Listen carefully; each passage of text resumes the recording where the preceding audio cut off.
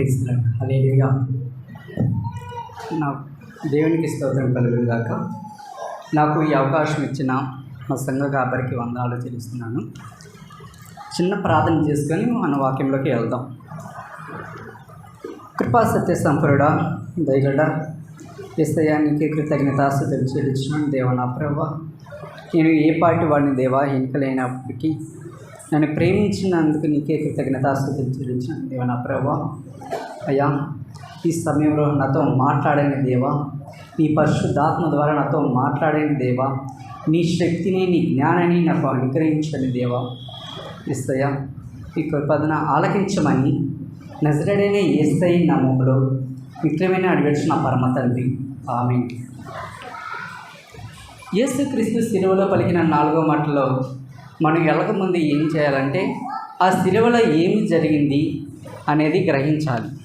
ఆ శిలువలో ఏం జరిగింది అని గ్రహించేటప్పుడు మార్కు సువార్త 15వ అధ్యాయం 33వ వచనం.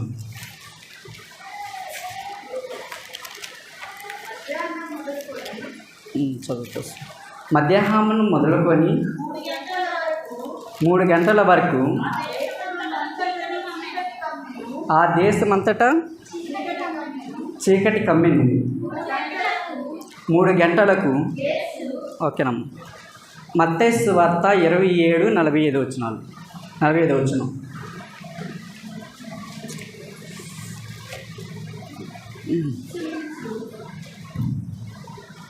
మత్తయి సువార్త 27వ అధ్యాయం 45వ వచనం.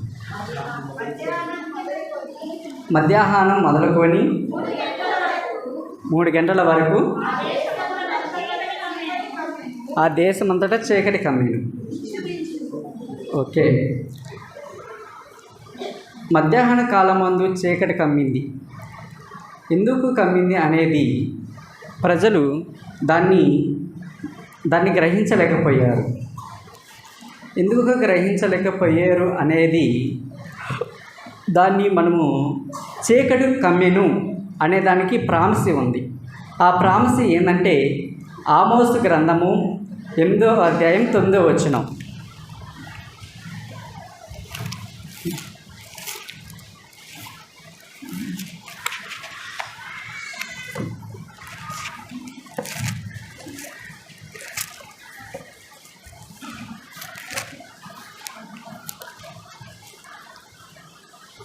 ఆమోసు గ్రంథము 8వ అధ్యాయం 9వ వచనం చూద్దాము. ప్రభువైన యెహోవా సెలవిచ్చినది ఏమనగా, ఆ దినమున నేను మధ్యాహ్న కాలమందు సూర్యుని అస్తమింపజేయుదును, పగటి వేళను భూమికి చీకటి కమ్మజేయుదును. పరలోక సంబంధమైన దివ్య జ్ఞానముతో ఆమోసు ప్రవక్త ప్రవశిస్తున్నాడు. ఈ ప్రవచనం ఎక్కడ నెరవేరిందంటే మత్తయి సువార్త 27:45లో మనం చూసాము. మధ్యాహ్న కాలం ముందు, అసలు మధ్యాహ్న కాలం ముందు సూర్యుడు అస్తమింపజేయటం ఏంది? పగటి వేళ భూమికి చీకటి కమ్మజేయడం ఏంది? మనం ఆలోచించాలి కదా. అసలు మధ్యాహ్న కాలమందు అసలు మధ్యాహ్నం మనకి ఏం వస్తుంది? వేడిని వెలుతురు ఉండవలసిన సమయంలో మనకి చీకటి వస్తుంది. అసలుకి యోహాను సువార్త చూద్దాం.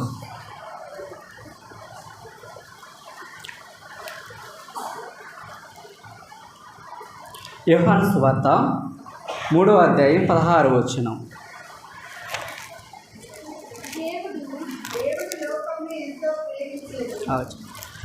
దేవుడు లోకమును ఎంతో ప్రేమించెను కాగా తన అద్వితీయ కుమారునిగా పుట్టినవాని యందు విశ్వాసమించు ప్రతివాడు నశింపక నిత్య జీవము పొందినట్లు ఆయన అనుగ్రహించెను. అసలుకి లోకం అంటే ఎవరు? నువ్వు, నేను, అందరం.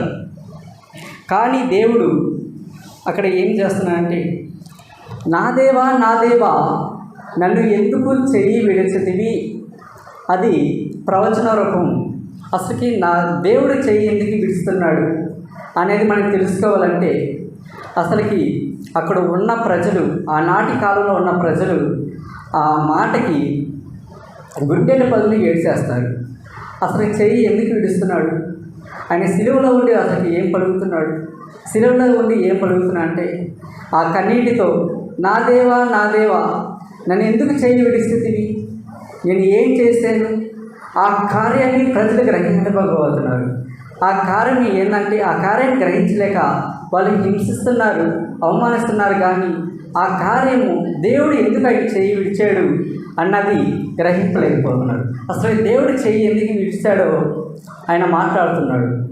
నేను పరిశుద్ధుణ్ణి, యథార్థవంతుణ్ణి, భూమి మీద మొట్టమొదటిగా పాపము లేకుండా ఉన్నవాడిని, నేను ఏం చేశాను? నేను పవిత్రుడినే కదా, నువ్వు నా చెయ్యి ఎందుకు ఇచ్చావు అని తండ్రి కుమారుని అడుగుతుంటే ఆ తండ్రి అంటున్నాడు, ఏమంటున్నాడు?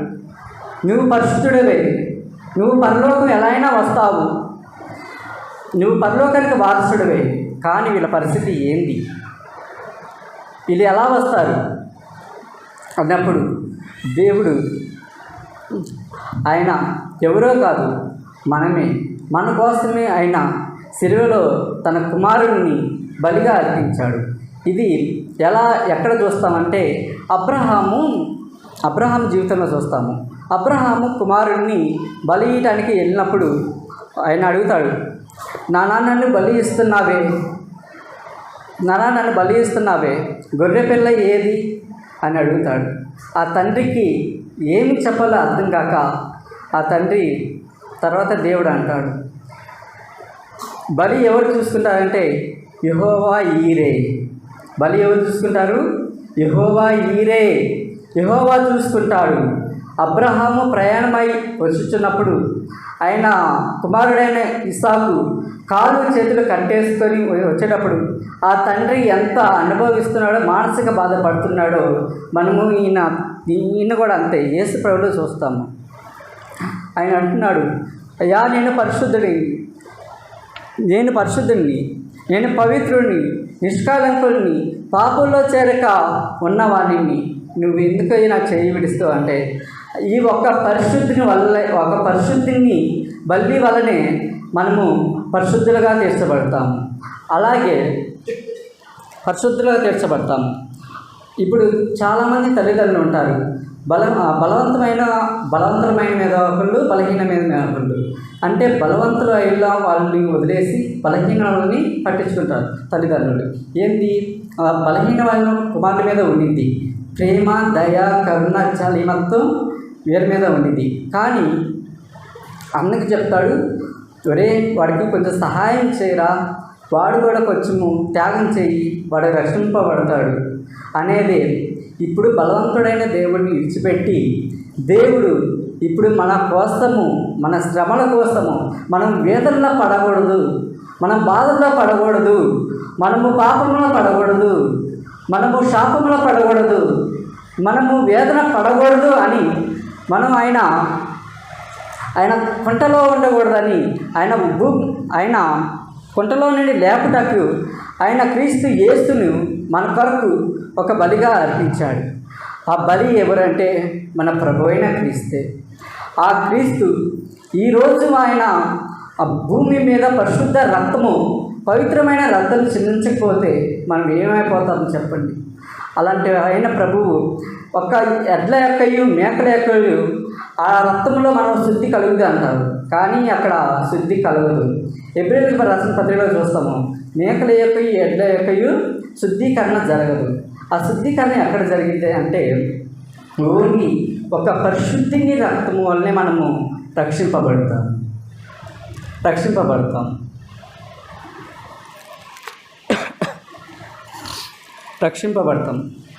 ఇలాంటి మనము ఎన్నో వింటాం కాదు. ఆయన మన యందు ఎంత ప్రేమ చూపాడు, ఆయన ఎంత మన యందు జాలి చూపాడు. మనం వేదనలో పడకూడదు, బాధల్లో పడకూడదు, మన శాపంలో పడకూడదు, మన పాపంలో పడకూడదు అని తన తండ్రిని కంటే, తన తండ్రి కుమారుని కంటే ఎంతో ఎక్కువగా మనం ప్రేమించాడు. ఎంతో ఎక్కువగా ప్రేమించాడు కుమారుని కంటే. అలాంటప్పుడు మనము ఆయన చేసిన మార్గంలో, ఆయన నడిచిన మార్గంలో మనము తప్పగా ప్రవర్తించాలి. అలాంటప్పుడు ఆయన దేవుని వాక్యాన్ని వింటమే కాదు, ఆయన ప్రేమించడం, ఆయన ప్రేమ కంటే ఎక్కువగా మనము ప్రేమ కలిగి జీవించాలి. అసలు దేవుడు మన కోసం చెయ్యి ఎందుకు విడిచాడు, ఆ చెయ్యి ఇడవడానికి కారణం ఏమిటి, ఇప్పుడు కూడా చాలామంది ప్రజలకు అర్థం కావట్లా. ఆ చెయ్యి అసలు ఎవరి కోసం విడిచాడు? నా కోసమే కదా. నేను ఎలా ఉండాలి, నేను పవిత్రంగా ఉండాలి, నేను పాపంలో పడకూడదు, శాపంలో పడకూడదు అని చిక్కుల్లో ఉండకూడదనే కదా ఆయన తండ్రిని కుమారుని చెయ్యి విడిచింది అని ఆయన ఎంతో వేదన పడుతున్నాడు. అర్థమైన సహోదరులరా, అసలుకి ఆయన తండ్రి కుమారుని చెయ్యి ఎందుకు విడిచాడు? సరికొద్ది మాటలు దేవుడు దీవించి ఆశీర్వదించును గాక. ఆ చిన్న పాట పాడు. నీతో సమమెవరు, నీలా ప్రేమించేదెవరు, నీలా క్షమించేదెవరు? యేసయ్యా, నీలా పాపికై ప్రాణం పెట్టిన వారెవరు, నీలా పాపికై ప్రాణం పెట్టిన వారెవరు? నీతో సమమెవరు, నీలా ప్రేమించేదెవరు, నీలా క్షమించేదెవరు? యేసయ్యా, నీలా పాపికై ప్రాణం పెట్టిన వారెవరు, నీలా పాపికై ప్రాణం పెట్టిన వారెవరు?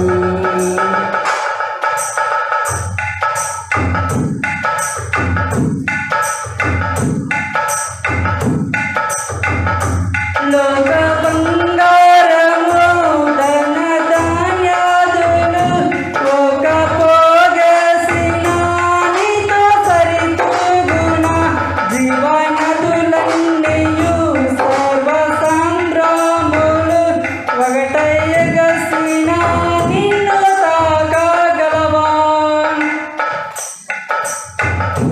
లోక బంగారము ధన ధాన్యాదులు ఒక పోగేసిన నీతో సరితూగున, జీవనదులన్నీయు సర్వ సంగ్రాములు ఒకటయ్యగసిన నిన్ను తాకగలవా? లోక సౌఖ్యాలన్నీ ఒక చోట కుమ్మరించిన నీవేగా విమోచకుడవు. లోక సౌఖ్యాలన్నీ ఒక చోట కుమ్మరించిన నీవేగా విమోచకుడవు. నీతో సమమెవరు, నీలా ప్రేమించేదెవరు, నీలా క్షమించేదెవరు? యేసయ్యా, నీలా పాపికై ప్రాణం పెట్టిన వారెవరు? పలు వేదాలలో మత గ్రంథాలలో పాపమే శోకని పరిశుద్ధుడేడి, పాప పరిహార్థము శిలువ మరణముంది, తిరిగి లేచినట్టి దైవనరుడెవరు? పలు వేదాలలో మత గ్రంథాలలో పాపమే శోకని పరిశుద్ధుడేడి, పాప పరిహార్థము శిలువ మరణముంది, తిరిగి లేచినట్టి దైవనరుడెవరు? నీలా పరిశుద్ధ దేవుడు ఎవరున్నారయ్యా? నీవేగా మంచి దేవుడవు. నీలా పరిశుద్ధ దేవుడు ఎవరున్నారయ్యా? నీవేగా మంచి దేవుడవు. నీతో సమమెవరు, నీలా ప్రేమించేదెవరు, నీలా